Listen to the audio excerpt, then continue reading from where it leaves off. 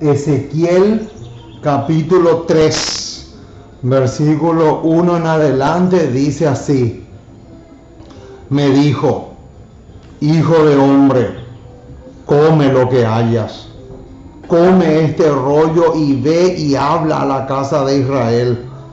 Y abrí mi boca y me hizo comer aquel rollo. Y me dijo, hijo de hombre, alimenta tu vientre y llena tus entrañas de este rollo que yo te doy. Y lo comí y fue mi boca dulce como la miel. Con estas palabras del profeta Ezequiel, le damos la más cordial de todas las bienvenidas a todos los hermanos y hermanas que se unen con nosotros a esta programación. Estamos felices, nuestros corazones brincan de júbilo porque podemos darle a la trompeta el sonido certero. Alabado sea el precioso y maravilloso nombre de Jesús. ¿Cómo no sentirnos felices y dichosos si tenemos la dicha de predicar con libertad? Ojo con ese detalle, porque va a llegar un momento en que nos van a quitar esa libertad. Predicar con libertad la palabra maravillosa de nuestro Dios. ¡Qué alegría tan, pero tan grande y tan especial también! Así que, mis amados, hoy tenemos el tema número 364 de nuestro enorme buffet espiritual. El apóstol Pablo, cuando le escribe a los corintios, les dice así: pero tenemos este tesoro en vasos de barro, para que la excelencia del poder sea de Dios y no de nosotros. Hoy vamos a compartir con ustedes una porción más de ese enorme tesoro que es la palabra autorizada de nuestro gran Dios y Salvador Jesucristo. Oh, mis amados, qué hermoso es poder enriquecerse por medio o a través del estudio profundo de la palabra de Dios. Y ese es el sueño de las tres personas de la deidad y de todos los ángeles que están en el cielo y que nunca cayeron. Qué hermoso pertenecer a la familia de Dios, a la familia más preciosa del universo, porque no existe otra familia más hermosa, más pura, más numerosa que la familia del cielo. Qué privilegio tan, pero tan grande. Así que, mis amados, hoy estamos dispuestos una vez más a colocarnos el equipo de buceo y zambullirnos en aguas profundas. Eso es lo que vamos a hacer hoy. Y para eso vamos a invitarle a nuestros jefes. ¿Quiénes son nuestros jefes? Nuestros jefes son Isaías 8:20, Isaías 28:10 y también Isaías 28:13. Y le podríamos agregar también Segunda de Crónicas 20:20. Esos cuatro van a ser jefes supremos, van a ser jefes eternos, y no solamente ahora, no solamente acá, en esta tierra, sino también en el cielo. Porque justamente hay una cita de la señora White donde ella dice que en el cielo vamos a continuar estudiando el plan de la salvación por las edades sin fin. Pero ¿saben cuál es el método que ella dice que se va a usar? El método de Isaías 28:10. Un poquito aquí, otro poquito allá. Eso dice ella y es una cita preciosa. Quiere decir que estos jefes que en mi caso yo tengo, van a ser jefes también allá en el cielo cuando disfrutemos de una eternidad que no va a tener fin. Por lo tanto, mis amados, brincamos de gozo. Nuestros corazones tienen una hemorragia de felicidad espiritualmente hablando por la dicha que tenemos de darle a la trompeta el sonido certero. Muy bien, con esto a manera de introducción vamos entonces a caer de hinojos. Vamos a orar para pedir la dirección y la tutela del Espíritu Santo sobre esta programación. Oremos. Nuestro Dios y nuestro Padre, una vez más nos acercamos a ti. Queremos darte gracias. Muchísimas, pero muchísimas gracias por tu palabra. Gracias por tus promesas. Gracias por tener misericordia de nosotros. Porque eres un Dios espléndido, un Dios extraordinario, un Dios grandioso, sublime, mucho más grande de lo que nos imaginamos. Gracias, Señor, por tu palabra, por tus promesas que son un estímulo y nos incentivan muchísimo para seguir adelante a pesar de todos los pesares. Oh Señor, en esta hora queremos pedirte que te quedes a nuestro lado, que nos ayudes mucho, que nos fortalezcas mucho, que podamos ser tonificados por tu Espíritu, que podamos afianzarnos cada día más y más en la fe que una vez fue dada a los santos. Oh Señor, quédate con nosotros, guardándonos, protegiéndonos, librándonos de toda clase de peligros, y que el Espíritu Santo pueda grabar con letras de fuego este tema en nuestros corazones. Oh Señor, dejamos todo en tus manos y acompáñanos siempre, porque te pedimos en el precioso y maravilloso nombre de Jesús. Amén y amén. Muy bien, mis amados. Estamos listos entonces para dar comienzo a una programación más en este momento. Muy bien, vamos a mirarle entonces a nuestra pizarra, a nuestra compañera de trabajo, porque aquí tenemos el título del tema que vamos a defender hoy a capa y espada, con uñas y dientes, pero sobre todas las cosas a la luz de un así dice Jehová. Alabado sea el precioso y sublime nombre de Jesús. Muy bien, se titula el tema así: desenmascarando el error de Gambetta sobre quien despierta las vírgenes. Oh, mis amados, es realmente impresionante. Yo sé que ustedes no me van a creer, pero como a mí nadie me paga ni me da ninguna comisión por mentir, yo no necesito mentir, hermano. Yo no necesito decir una cosa por otra. Pero es impresionante la cantidad de errores y de horrores que tiene este señor de apellido Gambetta. el famoso pastor Hugo Gambetta. Oh, mis amados, es impresionante. Es impresionante. Pero ya es hora de desenmascarar el error.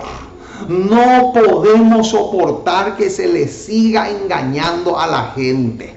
No podemos dejar de decir las cosas solamente porque X persona se puede enojar.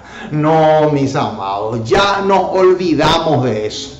Nos olvidamos de todo eso y empezamos a desenmascarar el engaño y el error en todas sus facetas. No importa el predicador ni el apellido que tenga. Aquí el punto es desenmascarar el error y el engaño, pase lo que pase y sea quien sea. No importa si su apellido es Rodríguez, Salinas, Jiménez, Gaona, no interesa quién sea. Aquí el propósito es desenmascarar el error y que la gente no se emborrache.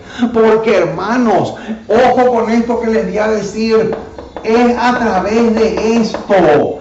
Es a través del error que Satanás le embriaga a las naciones. Es a través del error, porque el mensaje del segundo ángel dice: ha caído Babilonia, porque ha hecho beber a todas las naciones del vino del furor de su fornicación. Y ese vino es un símbolo de las falsas enseñanzas, de los falsos errores, del engaño. Y ya es hora, mis amados, de desenredarnos. Ya es hora de desenredarnos de todos esos errores. ¿Por qué ustedes creen que en el Apocalipsis a los 144,000 se les dice que son vírgenes? ¿Por qué? Porque dice que tienen vírgenes, quiere decir que tienen una fe pura.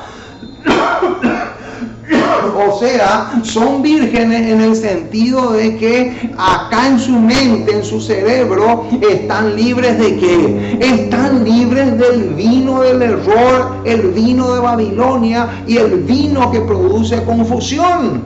Entonces, si ustedes y yo nos postulamos a ser parte de los 144,000, si estamos vivos, porque si morimos antes va a ser imposible, necesitamos desenredarnos de todo tipo de errores, de todos los engaños que se están predicando desde los púlpitos en todas las iglesias, porque no solamente en la iglesia católica y en las iglesias evangélicas se predica el error, sino también dentro de la iglesia adventista. Entonces ya es hora, mis amados, de desenredarnos de todo tipo de errores y también, si es posible, de horrores. Muy bien, entonces este es el título y lo vamos a desarrollar. Desenmascarando el error de Gambetta sobre quién es el que despierta las vírgenes. Entonces, muy bien, vamos a comenzar. Vamos al texto clave. Acá tenemos el texto clave, Mateo 25, 5 al 7. Mateo 25, 5 al 7. Mateo 25. Vamos a ver qué nos dice Mateo capítulo 25. Mateo capítulo 25, versículos 5 al 7. Dice así: y tardándose el esposo, cabecearon todas y se durmieron. Y a la medianoche se oyó un clamor: aquí viene el esposo, salid a recibirle. Entonces todas aquellas vírgenes se levantaron y arreglaron sus lámparas. Y las insensatas dijeron a las prudentes: dadnos de vuestro aceite, porque nuestras lámparas se apagan. Muy bien, Mateo 25, del 5 en adelante, es el pasaje que acabamos de leer. Muy bien, entonces, les voy a decir en primer lugar cuál es el error de este señor y luego le vamos a desenmascarar. Muy bien, entonces, Gambetta dice que el que le despierta a las vírgenes es el Espíritu Santo. No puede ser, hermanos. No puede ser. Es completamente errado. Eso es uno. Eso por un lado. Y por otro lado, él, así como la mayoría, cree que todas se durmieron. Todas se durmieron. No solamente Gambetta, sino casi todos, por no decir el 99,9% cree que todos o todas se durmieron. Entonces, si es cierto que todas se durmieron, entonces, ¿quién es el que dice: he aquí viene el esposo, salid a recibirle? ¿Y qué representa eso? Se dan cuenta, hermanos, cómo hay muchas preguntas que giran en torno a este tema. Muy bien. Entonces, lo que vamos a hacer en primer lugar es lo siguiente. En primer lugar, lo que quiero hacer con este tema es explicar y definir lo que es el dormir espiritualmente hablando. Eso es lo primero que vamos a hacer. Lo primero que vamos a hacer es explicar y definir bien, que quede súper, pero súper claro qué es el dormir espiritualmente hablando. Entonces, lo que vamos a hacer es acá poner la palabra dormir. La palabra dormir, acá le hacemos una flechita y le ponemos los siguientes versículos. Génesis capítulo 19, versículo 33. Este es uno. Después tenemos Isaías capítulo 6. Isaías capítulo 6, versículo 10. Después tenemos Romanos capítulo 11, versículo 8. Y también tenemos Primera de Tesalonicenses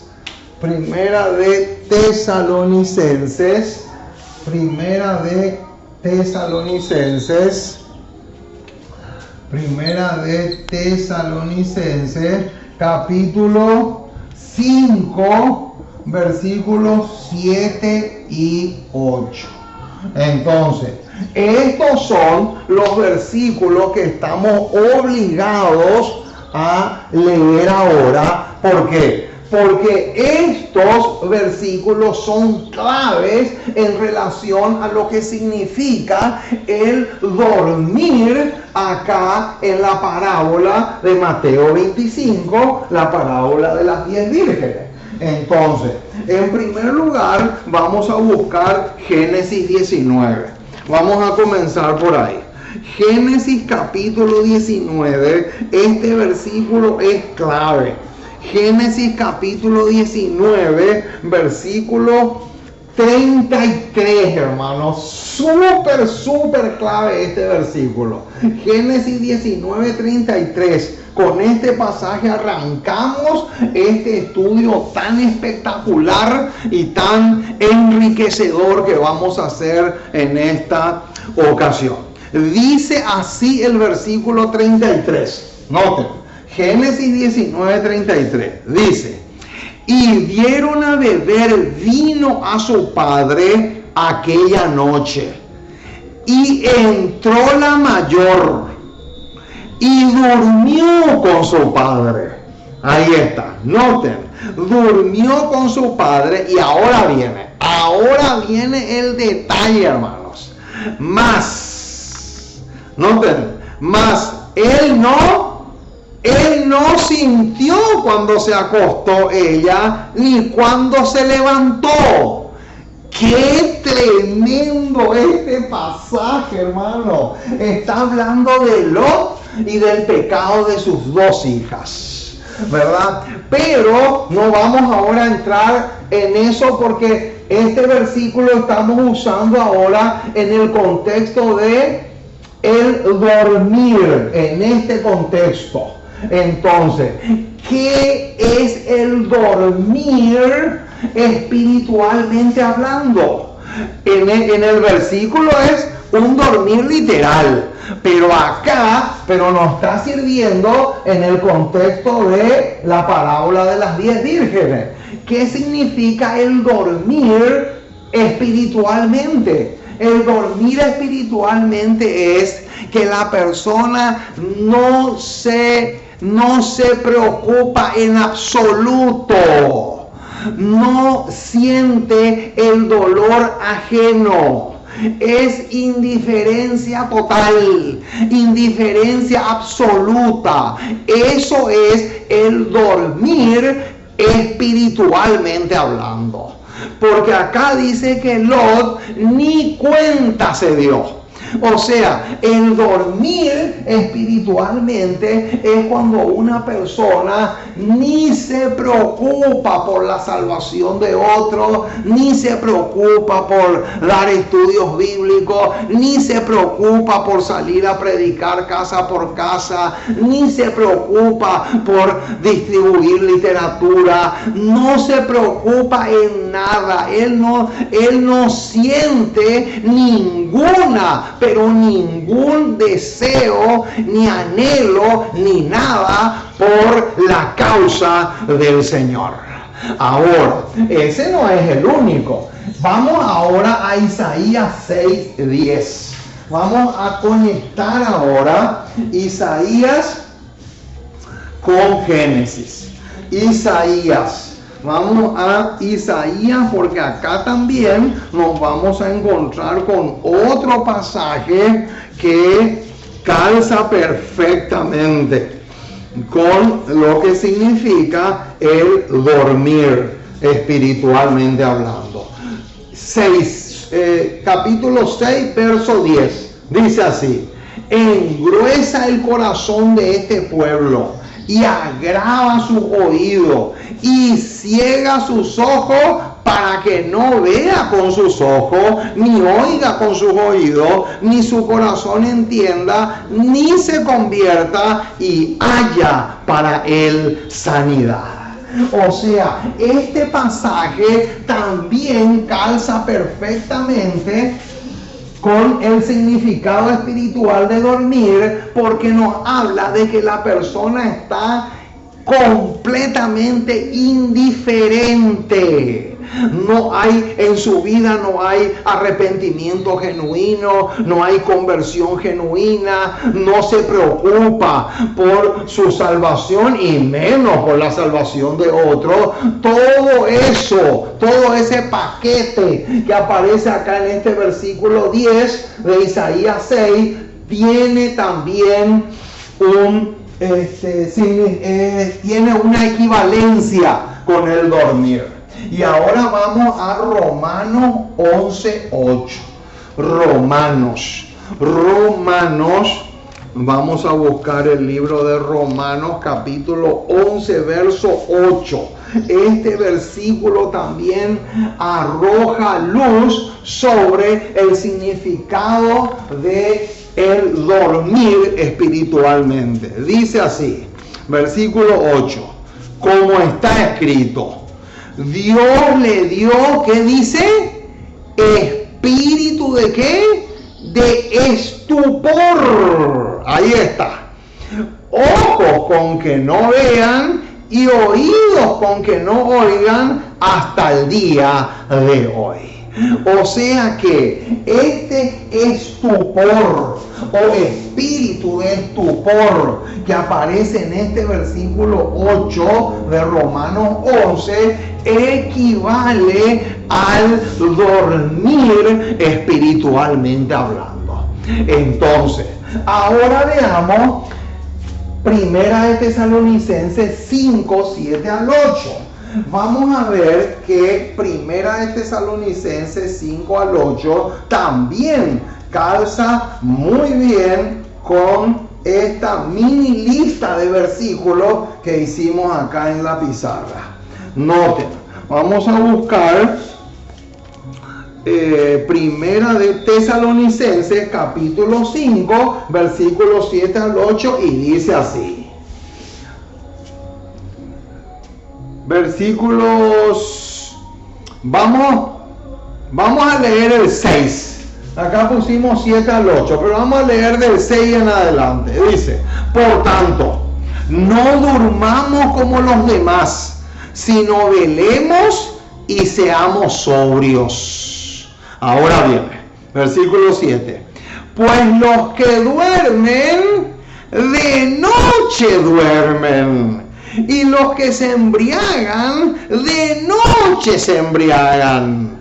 Pero nosotros que somos del día, seamos sobrios, habiéndonos vestido con la coraza de fe y de amor y con la esperanza de salvación como yelmo. O sea, mis amados, dicho de otra forma, el dormir equivale también a ignorancia espiritual.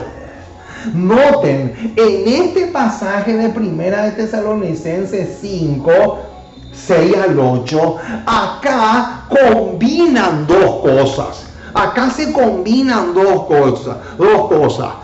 La palabra noche ahí equivale a ignorancia espiritual. Quiere decir que el dormir, el dormir equivale a ignorancia espiritual y acompañado de ¿qué? Acompañado de vino, acompañado de borrachera. Hermano, quiere decir entonces que el dormir espiritualmente no solamente es falta de arrepentimiento, falta de conversión, no solamente es indiferencia a las cosas, a la causa de Dios, sino también tiene que ver con ignorancia y vino o borrachera. ¡Qué tremendo, hermano! Todo un paquete. Es todo un paquete. Todos estos versículos nos muestran lo que realmente implica o significa esto, o sea, el dormir espiritualmente hablando. ¡Qué tremendo, hermano, lo que estamos diciendo! Ahora, ¿qué cosa más impresionante es lo que tenemos acá? Ahora, entonces, ahora sí, vamos a borrar esto vamos a borrar porque ya está grabado, ya está filmado. Entonces, ahora sí, mis amados, les voy a decir algo. Les acabo de decir que Gambetta dice que es el Espíritu Santo el que despierta a las vírgenes. Eso vamos a demostrar después que no es así. Pero antes de eso quiero decirles algo.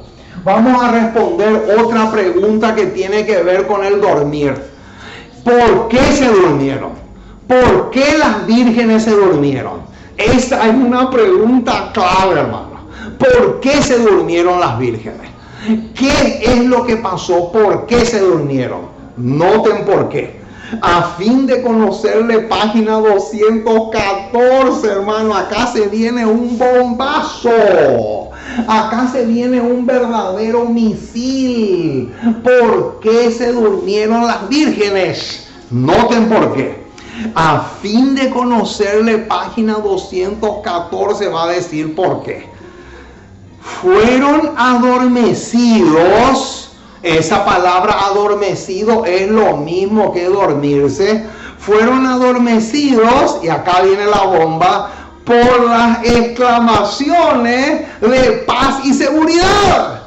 ¡Qué tremendo, mis amados! ¿Por qué se durmieron? Se durmieron porque desde el púlpito escucharon sermones o predicaciones de paz y seguridad. ¿Por qué se durmieron las vírgenes? ¿Por qué se durmieron estas vírgenes? ¿Por qué? Porque desde el púlpito se escucharon prédicas de paz y seguridad. Oh, mis amados, qué terrible si pudiéramos entender lo que estamos diciendo. ¡Qué impresionante! Esto es demasiado tremendo. Quiere decir entonces que el motivo por el cual se durmieron fue por las prédicas tan aburridas de los teólogos, de los doctores en teología, de los que tienen PhD. ¿Para qué sirve el PhD si predican temas que le van a hacer dormir a la gente? Esa es la pregunta del millón. ¿Para qué sirve título universitario? ¿De qué sirve que se hayan graduado en Andrews, en las grandes universidades de teología del planeta Tierra? ¿De qué sirve eso si resulta de que predican para que la gente se quede roncando? Los sermones son para hacerlos dormir y no para que se despierten. Entonces, ¿de qué sirve tantos títulos? ¿De qué sirve traje y corbata? ¿De qué sirve todo eso? No sirve de nada. O mejor dicho, para lo único que sirve es para que sigan roncando y sigan durmiendo, espiritualmente hablando. De ahí la importancia, hermano, que se predique desde el púlpito temas que realmente sirvan o que se conviertan en un despertador para la iglesia. Oh, qué tremendo lo que estamos diciendo, mis amados. Ahora, si es cierto, vamos a responder esta pregunta, hermano. Si es cierto, como dicen la mayoría, que todos se durmieron o todas se durmieron, entonces, ¿quién fue el que dio la advertencia? Aquí viene el esposo, salid a recibirla. Esa es la pregunta del millón. Noten, yo les voy a demostrar, hermanos, pero con un escrito está, no con mis opiniones, porque las opiniones personales no sirven para nada. Yo les voy a demostrar, pero les voy a demostrar claramente que no todos se durmieron. Incluso les voy a demostrar que una cosa es cabecearon y otra cosa es se durmieron. Son dos cosas diferentes. Noten, Conflictos de los siglos 392. Conflictos de los siglos 392. Pero antes de leer esa cita, vamos a poner acá. Noten. Cabecearon y se durmieron. Durmieron. Ahí está.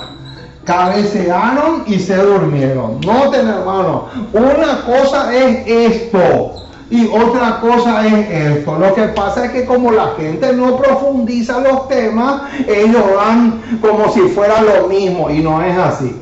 Cabecearon es una cosa y se durmieron es otra. No es lo mismo. Estos dos no son sinónimos. No son sinónimos.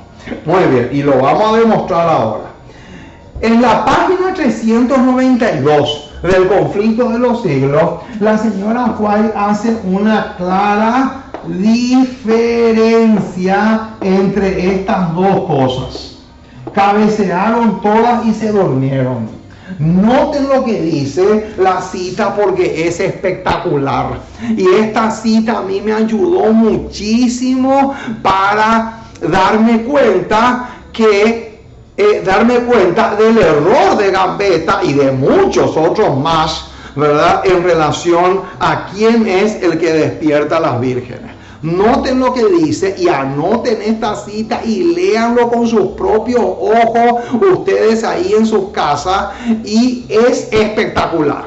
Dice así: cabecearon todas y se durmieron. Una clase de cristianos se sumió en la indiferencia y abandonó su fe. Ahí está. ¿Qué significa? ¿Qué significa dormir espiritualmente? Indiferencia y abandono de la fe. Esas dos cosas significan dormir espiritualmente. Acá lo dice. Dice: una clase de cristianos se sumió en la indiferencia y abandonó su fe. La otra, ojo, noten que hay una distinción. La otra siguió esperando pacientemente hasta que se le diese mayor luz. ¿Cómo? ¿Qué dice ahí? Noten ese detalle, hermano. Noten que está hablando de dos clases de personas, dos tipos diferentes de personas. Una clase dice que se hundió en la indiferencia y abandonó su fe. Pero hubo otra clase que solamente cabecearon, pero no se durmieron. ¿Por qué? Porque dice acá que la otra clase siguió esperando pacientemente hasta que se le diese mayor luz. Ese es un detalle clave. Ese es un detalle súper vital. Y dice: sin embargo, en la noche de la prueba, esta segunda categoría pareció perder hasta cierto punto su ardor y devoción. Noten, pareció perder hasta cierto punto su ardor y devoción. Ardor y devoción es despertar, ojo con eso. Ahora, los tibios y superficiales no podían seguir apoyándose en la fe de sus hermanos. Ahí está.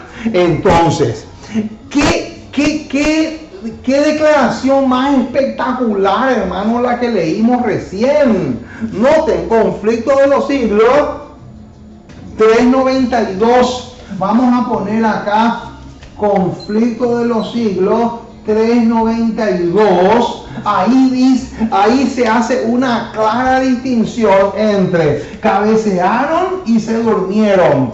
No todas se durmieron, hermano. ¿Por qué? Porque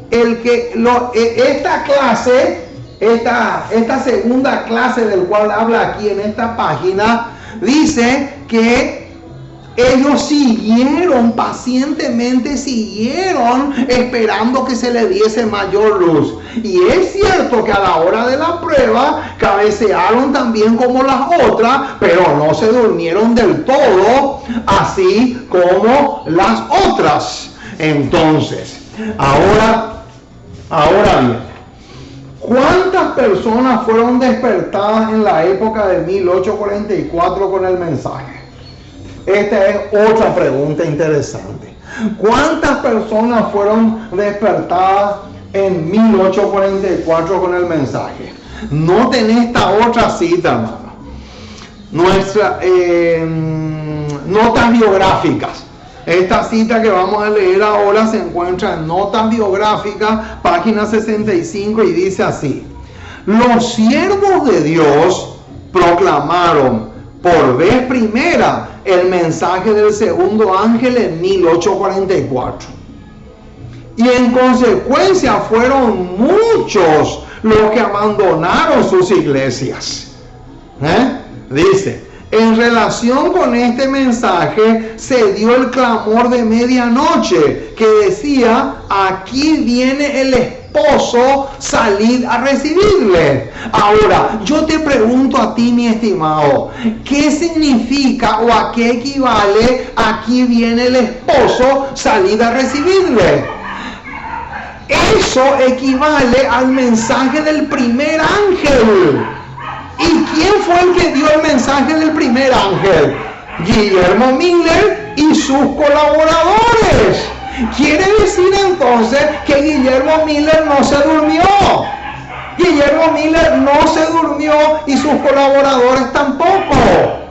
Quiere decir entonces que lo mismo va a pasar en el tiempo final, cuando se proclame: ha caído Babilonia, y se dé el fuerte pregón para que la gente pueda salir de las iglesias en Apocalipsis 18 y descienda la lluvia tardía después que se proclame ese mensaje. Entonces, aquí tenemos clarito, hermano, Miller no se durmió. Miller fue el que dijo, el que predicó el mensaje del primer ángel, que equivale en la parábola de las 10 vírgenes a: he aquí viene el esposo, salid a recibirle. O sea, métanse bien ya en la cabeza, hermanos, que he aquí viene el esposo, salid a recibirlo, es lo mismo que el mensaje del primer ángel: temed a Dios y dadle gloria, porque la hora de su juicio ha venido. Esas dos cosas son una y la misma cosa. ¿Está? Muy bien. Ahora, dice, noten lo que dice ahora: en todos los puntos del país se recibió luz acerca de este mensaje. ¿Cuál mensaje? El mensaje del primer ángel, que es lo mismo que: he aquí viene el esposo, salid a recibirlo. Entonces, y millares de personas, noten ahora el detalle que viene, es precioso, millares de personas despertaron al oírlo. Ahí está. Noten qué espectacular, mis amados. ¿Qué dice? Millares de personas despertaron al oírlo. Quiere decir entonces que en la época de 1844 o antes de esa fecha, cuando se estaba proclamando el mensaje, hubo dos clases de personas, como dice esta página 392 del conflicto. Una clase que se durmió y abandonó su fe, pero la otra que dio la proclama, que dio el mensaje, y esos que dieron el mensaje no se durmieron del todo. Ojo con eso. Y sigue diciendo: resonó de ciudad en ciudad y de aldea en aldea hasta las más lejanas comarcas. Noten, hermanos, son los mensajeros, son los centinelas, son los guardas, los que dan los que despiertan a las vírgenes. Esos son, no el Espíritu Santo. Ojo con eso, mis amados. Ese es un error muy sutil de parte de Gambetta, y la gente no se da cuenta. ¿Por qué? Porque no estudian, porque no investigan, porque no se ponen el equipo de buceo y se zambullen en aguas profundas. Dice: conmovió tanto al erudito como al ignorante, al encumbrado como al humilde. Qué tremendo, mis amados, lo que tenemos acá. Acá dice que miles de personas despertaron al oírlo. Quiere decir que son los centinelas los que van a despertar al pueblo. Ahora, ¿cuál era el propósito del clamor de medianoche? Primeros Escritos, página 238, dice que el propósito del clamor de medianoche o el mensaje del primer ángel fue darle poder al mensaje del segundo ángel. Darle poder. ¿Por qué? ¿Por qué se le tenía que dar poder al mensaje del segundo ángel? Porque el mensaje del segundo ángel tenía que ver con salir de las iglesias, salir de la borrachera, salir de esa jaula de aves inmundas y aborrecibles, como dice Apocalipsis 18. A eso, por eso se le tenía que dar poder al mensaje del segundo ángel. Ahora, ¿quiénes fueron los primeros en recibir y proclamar el clamor de medianoche? Qué linda pregunta, hermano. Esta pregunta es preciosa. ¿Quiénes fueron los primeros? La respuesta la encontramos en Primeros Escritos, página 238. Anoten esta cita y léanlo con sus propios ojos, no me crean a mí. Dice: los hombres de mayor talento no fueron los primeros en recibir este mensaje. ¿Qué dice? Los hombres de mayor talento no fueron los primeros en recibir este mensaje. No fueron los primeros. Noten, entonces, ¿quiénes fueron? Si no fueron ellos, ¿quiénes fueron? Dice, sino que fueron enviados ángeles a los más humildes y devotos y los constriñeron a pregonar el clamor. ¿Qué dice? ¿Qué dice? Noten, hermanos, que fueron enviados ángeles. Ángeles, así como con Guillermo Miller, ángeles fueron enviados para influir en la mente de ellos de tal manera que puedan convertirse en centinelas fieles y puedan tener el coraje y el valor de proclamar dicho mensaje. Dice: y lo constriñeron a proclamar el clamor. Aquí viene el esposo, salid a recibirle. Y ahora, a aquellos a quienes se confió esta proclamación, se apresuraron y con el poder del Espíritu despertaron a sus desalentados hermanos. Noten, hermanos, ¿quiénes son los que despiertan a las vírgenes? Acá dice clarito, los que tenían dos características claves: eran humildes y devotos. Esos hermanos que eran humildes y devotos, eso solamente cabecearon, pero no se durmieron del todo como las otras vírgenes. Entonces, mis amados, lo mismo, pero lo mismo va a suceder en el final de los tiempos.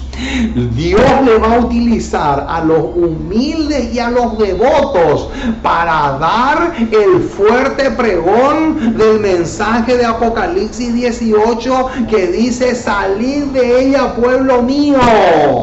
Y se va a repetir la historia. Ángeles del cielo van a venir para influir en la mente de estos predicadores para que proclamen el mensaje. Ahora, ¿qué otra característica poseían los que recibieron este mensaje y le ayudaron a despertarle a otros? ¡Qué linda pregunta! Acá nos vamos a encontrar con algo precioso, mis amados. Noten, esta declaración es hermosa. Noten, ya tenemos dos características. Eran hombres humildes, devotos, y ahora nos vamos a encontrar con otra característica excelente y preciosa. Dice así: Primeros Escritos, página 238. Dice así: Los primeros en recibir este mensaje. ¿Cuál mensaje? El mensaje del primer ángel, que equivale a: he aquí viene el esposo, salid a recibirle. Los primeros en recibir este mensaje fueron, y acá viene la bomba, fueron los más espirituales. Alabado sea el nombre del Señor. ¿Qué dice? ¿Quiénes fueron los primeros en recibir este mensaje? Primeros escritos dice que fueron los que eran más espirituales. ¡Qué detalle más espectacular tenemos acá! Hermanos, ya tenemos 3 características de aquellos que solo cabecearon y no se durmieron del todo. Y son: número 1, gente humilde, gente devota, sincera, honesta, que ama realmente las cosas del Señor y su causa. Y número 3, espirituales. Qué característica más hermosa. ¿Y qué significa el ser espirituales? Vamos a buscar un poco un pasaje hermosísimo que se encuentra en el libro de Romanos capítulo 8, y que tiene que ver con esto. Noten lo que dice el versículo 5. ¡Qué hermoso pasaje! Dice: porque los que son de la carne piensan en las cosas de la carne, pero los que son del Espíritu, en las cosas del Espíritu. Esa expresión, ese pedacito del versículo que dice en las cosas del Espíritu, eso es ser una persona espiritual. Noten lo que dice el versículo 6. Porque el ocuparse de la carne es muerte, pero el ocuparse del Espíritu, podríamos traducir también el ser espirituales, es vida y paz. ¡Qué hermosura, mis amados! El 7 y el 8 también estoy tentado a saborear, pero lo pueden leer ustedes ahí. Noten, hermanos, qué hermosura. Quiere decir entonces que aquellos que se preocupan más por la carne que por el Espíritu están descalificados para dar el mensaje y despertar al pueblo. Mucho ojo con eso. Aquellos que no son espirituales y les gusta más hablar de política, de fútbol, de deportes o de cualquier otra cosa, están completamente descalificados para dar el fuerte pregón y despertar a la gente. Ojo con ese detalle, mi estimado, que se te grabe en el cerebro ese detalle, porque es demasiado fundamental. Ahora, hermano, vamos a ir cerrando esta programación con una cita gloriosa que se encuentra en Testimonio para los Ministros, página 232. Ojo con esta declaración, porque es espectacular. Esta declaración también confirma quiénes son los que despiertan a las vírgenes dormidas o los que le despiertan al pueblo. Dice, Testimonio para los Ministros 2:32, dice así: unos pocos están señalando ahora el rollo de la profecía, que se cumple rápidamente. Acá tenemos otra característica que dice: unos pocos están señalando ahora el rollo de la profecía que se cumple rápidamente. Quiere decir entonces que, aparte de los 3 de las tres características que ya mencionamos, una característica más: son estudiantes serios ¿de qué? De las profecías apocalípticas. Ese es otro detalle de aquellos que solamente cabecearon, pero no se durmieron como la otra clase. Noten qué interesante, mis amados, este detalle. Unos pocos están señalando ahora el rollo de la profecía, así como pasó en 1844. Solamente Miller y sus colaboradores eran los que estaban despiertos y estaban dando el mensaje para tratarle de despertar al pueblo. Lo mismo va a suceder en el fin del tiempo. Por eso dice acá, unos pocos están señalando ahora el rollo de la profecía que se cumple rápidamente. Y están proclamando el mensaje. Ahí está. Y ahora viene. O sea, hoy, no es tiempo para que los mensajeros de Dios se detengan para apuntalar a aquellos que conocen la verdad y que gozan de todas las ventajas. ¿Qué dice? Acá dice que o sea, en la época en que vivimos hoy, no es un tiempo para estar revoloteando siempre sobre las iglesias y predicarle a aquellos que ya conocen la verdad. No es un tiempo para hacer eso. Ahora, noten cómo sigue diciendo, porque ahora viene un detalle clave. Vayan ellos. ¿Quiénes son ellos? Vayan ellos. Ellos son aquellos que están estudiando las profecías bíblicas, aquellos que están abriendo o señalando el rollo de las profecías y están proclamando el mensaje. Vayan ellos a levantar el estandarte. ¿Qué estandarte? El estandarte de Apocalipsis 14. Aquí está la paciencia de los santos, los que guardan los mandamientos de Dios y tienen la fe de Jesús. Ese es el estandarte que hay que levantar. Y dice, vayan ellos. Ellos son los mensajeros y los centinelas fieles. Vayan ellos a levantar el estandarte y dar la amonestación. Aquí viene el esposo, salid a recibirle. ¡Qué tremendo, mis amados! Aquí claramente estamos demostrando que son los verdaderos y fieles hijos de Dios.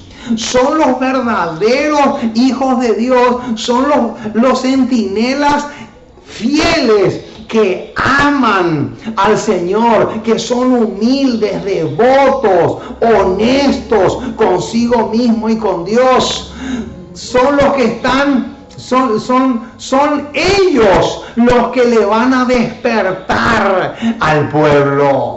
Ahí lo dice clarito, Testimonios para los Ministros, página 232. Muy bien, hermanos, hasta aquí llegamos y lo lindo del caso es que pudimos demostrar que no solamente que Gambetta se equivoca, sino que también demostramos que no todos se durmieron. No todos se durmieron, hermano. Lo hemos demostrado con una claridad meridiana. Por lo tanto, si tú quieres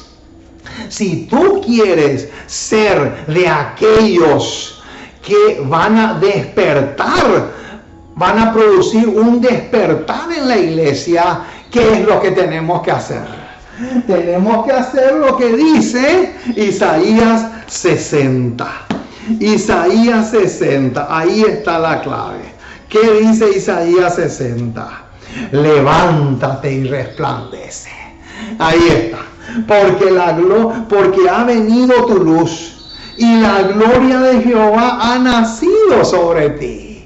Noten cuál era una de las características de aquellos que no se durmieron, aquellos que solo cabecearon. Dice que una de las características es que siguieron pacientemente, esperaron pacientemente para recibir mayor luz. Y acá en Isaías 61 que dice, levántate y resplandece, porque ha venido tu luz y la gloria de Jehová ha nacido sobre ti. Porque he aquí que tinieblas cubrirán la tierra y oscuridad las naciones, mas sobre ti amanecerá Jehová y sobre ti será vista su gloria. Oh, mis amados, que Dios te bendiga rica y abundantemente. Y ojalá que el Señor, que el Espíritu Santo pueda grabar este tema en nuestros corazones. Y tú, así como yo, juntos podamos prepararnos para hacer de aquellos que solamente cabecearon, pero no se durmieron. ¿Por qué? Porque siguieron esperando pacientemente para que se le dé más luz y fueron corajudos espiritualmente, valientes para Jesús y dieron la proclama: he aquí viene el esposo, salid a recibirle. Que Dios te bendiga rica y abundantemente.